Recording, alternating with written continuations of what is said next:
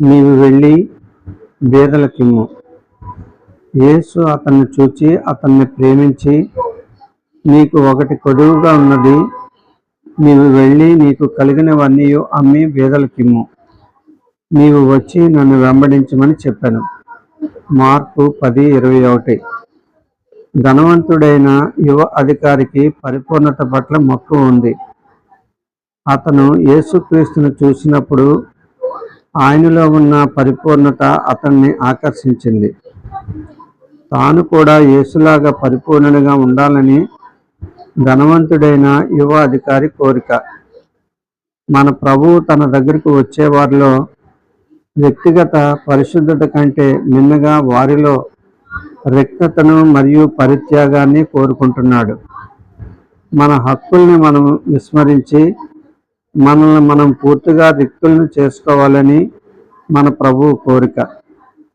మన ప్రభువుతో మనకున్న అన్యోన్యత ముందు ఏ సంబంధ బాంధవ్యాలు గొప్పవి కావు. లూకా 14:26 వచనము రక్షణ గురించి, పరిశుద్ధత గురించి మాట్లాడడం లేదు, కానీ యేసుక్రీస్తు పట్ల మనము షరతులు లేని అన్యోన్యత చూపాలని చెబుతుంది. మనలో కొద్దిమందికి మాత్రమే నిర్నిబంధమైన అన్యోన్యత తెలుసు. కొద్దిమందికి మాత్రమే తమను తాము రిక్తులను చేసుకుని యేసుకు లోబడడం తెలుసు. యేసు అతన్ని చూచి అతన్ని ప్రేమించి. మార్కు 10:1. యేసు ప్రభువు నీ వైపు ప్రసరించిన ప్రేమ దృక్కులు నీ దృష్టిని అన్యదా మరల్చగలవా? యేసు దృక్కులు నీ అంతరంగంలోనికి చొచ్చుకొని పోయి ఆయనకు నిన్ను బందీని చేస్తాయి. యేసు దృక్కులు నిన్ను రూపాంతరకరిస్తాయి.